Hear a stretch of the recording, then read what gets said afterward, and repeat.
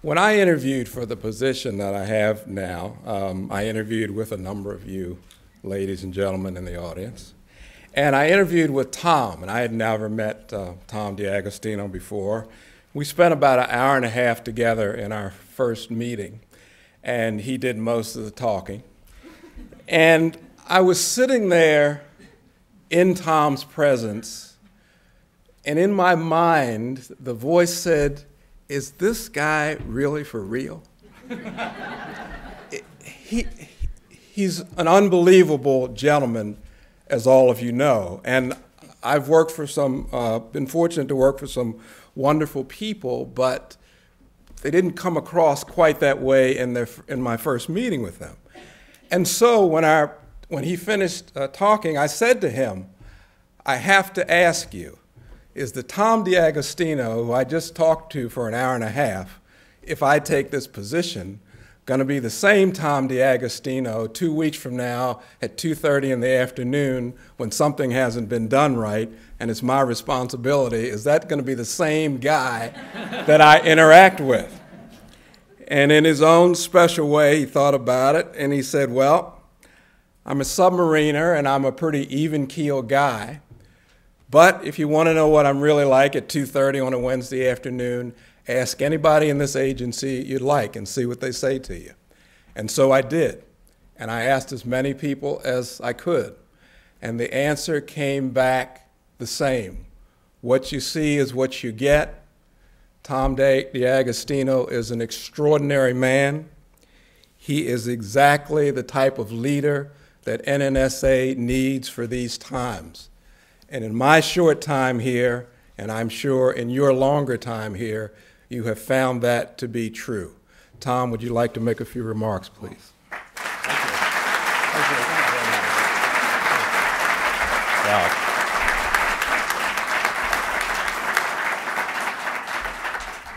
That only cost me $50. Am I allowed to say thanks, Mom?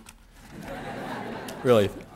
This is a special day for us, all of us. I think I speak for Linton and for John Gordon, that Ellen, you have just been there for us every single time.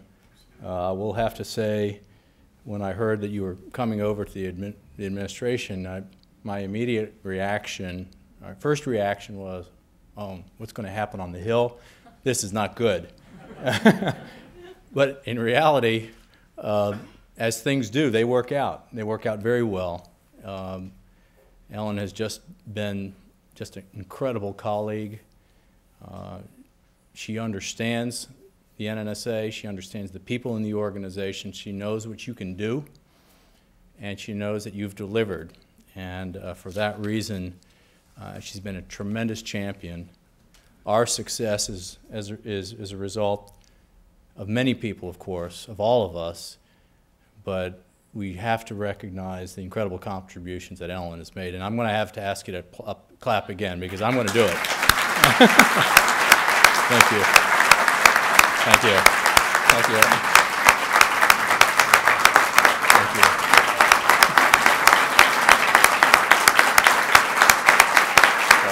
Thank you. Your children, thank you.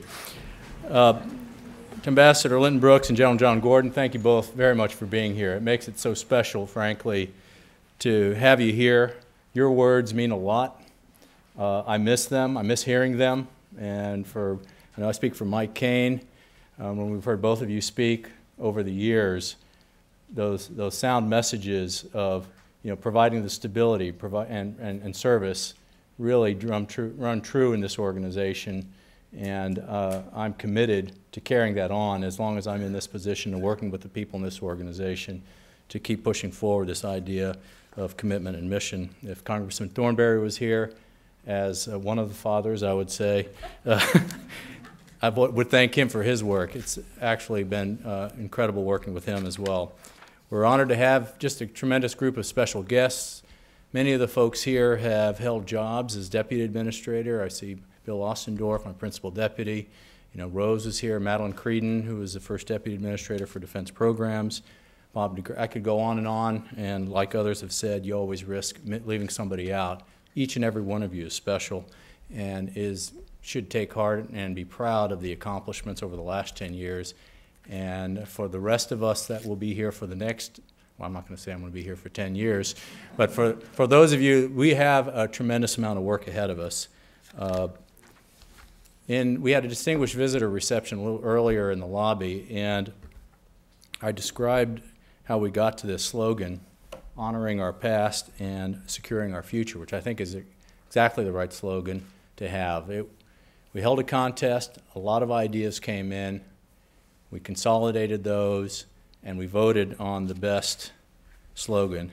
And for the last 10 years, this slogan actually embodies both looking back and recognizing tremendous accomplishments, but knowing that our work lies ahead of us. There's a tremendous amount of work that we have ahead of us.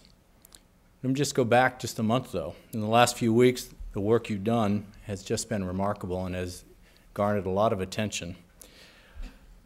We've seen the release of the Nuclear Posture Review. As the Secretary said, we've been highly involved in that. It adopts a 21st century approach for dealing with nuclear security. The signing of the New START Treaty, another child of Ellen's, I would say, if you will define the future of our stockpile. And the completion of this historic nuclear security summit really is unprecedented. Well, we've got these 50 leaders from around the world to agree on an integrated approach towards dealing with the all-important task of securing nuclear materials around the world. And all of this follows the release in February of our program, FY11 program and budget request, 9.8%, 16%. I like the 16% number that Mike Kane came up with. We'll go with that. But the bottom line is this more than $11.4 billion that the President asked for to support nuclear security is a tremendous real example of the administration's commitment to ensuring the national as well as international security that's so important and moving forward on the President's Prague agenda. It shows the confidence that our nation's leadership has in your ability to get the job done. I'm proud of our track record, I really am, over the last decade. Together, we've made great strides in transforming a Cold War nuclear weapons complex and shifting it into a 21st century nuclear security or national security enterprise. Together, we've safely maintained the safety, security, and the reliability of our stockpile without underground testing. Together, we've built the world's fastest supercomputers, the most advanced modeling and simulation codes and capabilities in the world. And as was said earlier, created almost single-handedly this new industry, this idea of simulation science, and how it shapes not just the work we do here, not just national security, but everything. Together, we're working in more than 100 countries to secure vulnerable nuclear material, prevent nuclear smuggling, and strengthen the nonproliferation regime. Together, we've provided the U.S. Navy with safe, reliable nuclear propulsion. Together, we've provided the nation with world-class nuclear counterterrorism and emergency management capabilities. Together, we've safely transported nuclear materials between our sites, traveling over 100 million miles without any single accident. And together, we have implemented cutting-edge management reform that are improving the way we do business. It's certainly a record we can be proud of. And I'd like to thank you all for your hard work, your interactions with the Hill, with the White House, with the Pentagon, with the Department of Defense, Department of State, the FBI, all of the agencies, many of whom are represented here today, for the work in all of these areas and making all of this happen. The past 10 years show that we are an agency, as Mike Kane had said earlier, that gets the job done. And as we look back on the next decade, we need to make sure that we're working to align ourselves to maximize our ability to get the job done while ensuring we're being effective with the taxpayer dollars. Even though we're getting an increase, well, we have to get it authorized and appropriated first. Can't forget that. Even though we're asking for an increase, we have to also look at the way we do business, and there are clearly some significant efforts underway in that. But getting the job done means really a lot of things for us. It impacts a lot of our areas, and we have a lot of getting the job done work ahead of us. And getting the job done means essentially designing and building the uranium processing facility and the chemistry and metallurgy research replacement building so that we can do the plutonium and uranium work that this nation needs, not just to take care of the stockpile, but to do that whole range of nuclear security work: nuclear counterterrorism, nuclear nonproliferation, nuclear emergency management, nuclear forensics, all of those things together. Getting the job done means performing that all-important life extension work on the W-76 warhead, the B-61 bomb, and the W-78 warhead, making sure that that's done consistent with the principles of the congressionally mandated stockpile management program.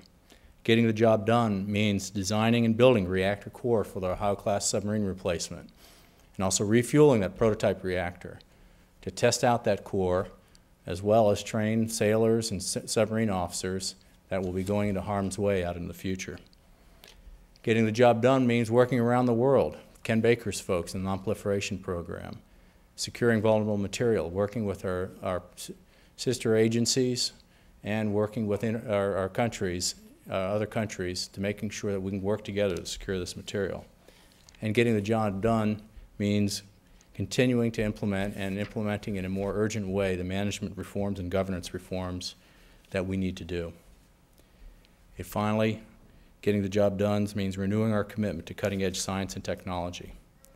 If we can do all of those things and more, we can truly say we are honoring our past and securing our future. Thank you very much for your time. Appreciate it.